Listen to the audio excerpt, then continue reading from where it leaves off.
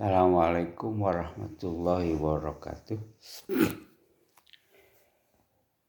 Selamat berjumpa kembali dengan Anda sekalian dalam pembahasan mata kuliah Ulumul Hadis pada pertemuan kedua ini untuk materi yang pertama.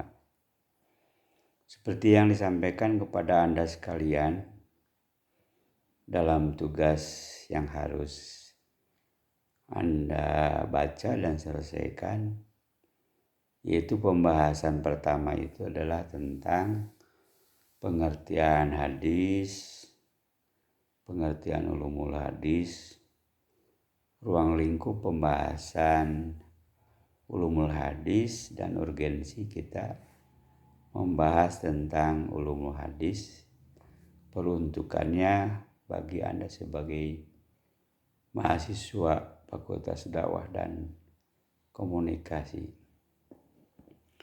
Pembahasan yang pertama adalah tentang pengertian hadis. Arti hadis dalam pengertian bahasa adalah berita atau informasi. Sedangkan secara istilah, hadis adalah informasi yang datang dari Nabi Muhammad Shallallahu Alaihi Wasallam, baik perkataan, perbuatan, atau dalam bentuk sifat yang ada pada diri Nabi, serta keadaan dan totalitas kehidupan dari Nabi yang diinformasikan, yang diberitakan kepada umatnya sampai kepada kita. Itulah pengertian dari hadis. Secara bahasa, hadis itu juga bisa berarti baharu, karena disebut baharu, datangnya hadis adalah setelah Al-Quran. Sedangkan ruang lingkup pembahasan dari hadis, pertama ada matan, yang kedua ada rawi, dan yang ketiga ada sanad. Matan adalah isi hadis itu sendiri, materinya atau kontennya. Kemudian rawi adalah yang meriwayatkan hadis tersebut atau pembawa riwayat. Kemudian sanad adalah tahapan-tahapan pada pemberitaan itu. Jadi kalau sampai sekarang itu sanad itu dari Nabi, kemudian diterima oleh sahabat besar. Sahabat besar menyampaikan kepada sahabat kecil. Sahabat kecil menyampaikan kepada tabi'in besar. Tabi'in besar menyampaikan kepada tabi'in kecil. Sampai hadis itu ditadwinkan atau dibukukan. Itulah yang disebut dengan sanad. Dengan kata lain, sanad adalah titian-titian yang menyampaikan mudawin. Mudawin itu adalah orang yang membukukan hadis, seperti Imam Muslim, Imam Bukhari, Imam Tirmidzi, Imam Nasai, Imam Ahmad, dan para mudawin yang lainnya yang menyusun kitab hadis, yang menyampaikan mudawin kepada matan hadis. Jadi itu adalah sanad. Untuk mengukur sanad itu dari mudawin kepada nabi. Jadi kalau mudawin itu katakanlah tabiin kecil, jadi tahapannya tabiin kecil menerima hadis dari tabiin besar. Tabiin besar menerima hadis dari sahabat kecil menerima hadis dari dari sahabat besar. Sahabat besar menerima hadis dari Nabi.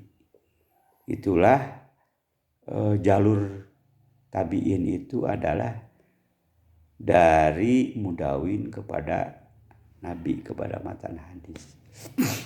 Sedangkan rawi jalurnya itu adalah dari Nabi. Nabi menyampaikan hadis kepada sahabat besar. Sahabat besar menyampaikan hadis kepada sahabat kecil. Sahabat kecil menyampaikan hadis kepada tabiin besar. Sampai kepada mudawin. Jadi dibalik antara batuknya bahaya hampura. Jadi beda jalurnya ya. Kalau kalau rawi dari Nabi ke mudawin, kalau sanad dari mudawin kepada Nabi. Oke, itu salah satu unsur dari hadis. Jadi unsur hadis itu yang pertama matan hadis, kemudian rawi hadis, dan yang ketiga adalah sanad hadis. Tentang matan hadis. Matan hadis itu bentuknya beda-beda. Nanti pendalaman minggu depan ya. Ini sedikit aja dulu. Matan hadis itu ada dalam bentuk qauliyah, kemudian ada hadis dalam bentuk fi'liyah, kemudian ada dalam bentuk kauniyah, dan bentuk-bentuk yang lain. Tergantung Nabi mengeluarkan hadis itu. Kalau Nabi bersabda berarti itu adalah hadis kauliyah matannya. Kalau Nabi mengerjakan sesuatu berarti hadis itu dalam bentuk fi'liyah. Kemudian Nabi dalam keadaan tertentu berarti itu adalah hadis kauniyah gitu, dan bentuk-bentuk hadis yang lainnya. Nah, ketika Nabi mengerjakan sesuatu, katakanlah sholat, atau Nabi bersabda tentang sesuatu gitu, atau Nabi dalam keadaan sesuatu, saat melakukannya, saat mengerjakannya atau saat bersabdanya, Nabi saat itu belum disebut hadis, tapi itu semua disebut hadis kalau sudah berlangsung gitu. Nabi bersabda, nah, kalau sudah sudah diceritakan oleh sahabat, baik sahabat besar, sahabat kecil, mungkin Nabi sudah wafat, ya, baru disebut apa? Baru disebut hadis. Kalau Nabi masih hidup, gitu, ketika melakukannya, itu bukan hadis, tapi sunnah. Jadi sunnah itu adalah perkataannya Nabi, perbuatannya Nabi, keadaannya Nabi. Sekali lagi, sunnah itu adalah ketika Nabi berkata, ketika Nabi berbuat, ketika sahabat melihat keadaan Nabi. Gitu. Sedangkan sesudah berlalu, itu diceritakan oleh orang-orang sesudah wafatnya Nabi, itu baru disebut apa? Baru disebut hadis. Sedangkan ketika berlangsung perbuatan itu gitu atau perkataan itu nabinya masih ada, itu belum disebut hadis, tapi disebut sunnah.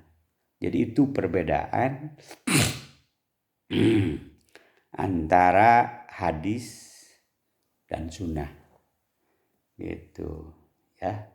Itu ruang lingkup pembahasan dan pengertian dari hadis itu sendiri.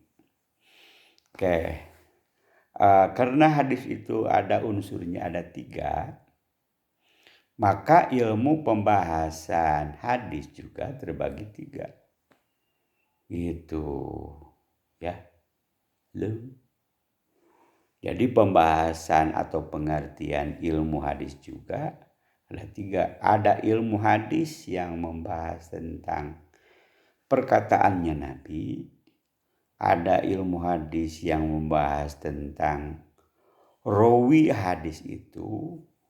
Kemudian ada ilmu pembahasan tentang sanad hadis itu sendiri. Oke. Kenapa hadis itu dipelajari, dibahas secara khusus? Apa kepentingannya? Karena hadis adalah sebagai sumber ajaran Islam yang kedua setelah Al-Quran. Maka oleh karena itu, kemurnian sumber ajaran yang kedua ini, itu hadis harus terjaga kemurniannya. Maka untuk menjaga kemurniannya itu, maka kita harus dapat mengetahui keadaan hadis tersebut. Apakah hadis itu selamat dari hal-hal yang bisa mengganggu kemurnian dari hadis itu atau tidak. Oleh karena itu pentingnya bagi Anda sebagai insan akademis Fakultas Dakwah, hadis dijadikan sumber dakwah. Ketika kita akan melakukan dakwah, maka hadis-hadis yang dipakai sebagai dalil dalam berdakwah itu harus hadis yang bisa dipertanggungjawabkan. Maka itulah pentingnya kita belajar ilmu hadis. Gitu. Karena hadis nanti akan dijadikan sebagai sumber dakwah, sebagai sumber ajaran, sebagai sumber hukum dan sumber-sumber yang lainnya. Gitu. Oke, jadi yang kedua, urgensi kita mempelajari ilmu hadis, kemudian ruang lingkup pembahasan ilmu hadis dan pengertian hadis dan ilmu hadis itu sendiri. Demikian barangkali untuk sementara. Kita nanti pada pertemuan selanjutnya akan membahas tentang bentuk-bentuk hadis. Nanti dilihat dari segi rawi, dilihat bentuk hadis dilihat dari segi rawi, bentuk hadis dilihat dari segi penisbatan hadis itu sendiri. Kemudian nanti kita akan bahas tentang macam-macam hadis dilihat dari segi sanadnya. Oke, barangkali nanti Anda akan bertanya tentang pembahasan yang pertama dari ulumul hadis ini, silahkan nanti Anda bisa menuliskannya dalam WA grup. Itu nanti Bapak akan menjawabnya. Demikian barangkali materi untuk pertemuan kedua ini. Assalamualaikum warahmatullahi wabarakatuh.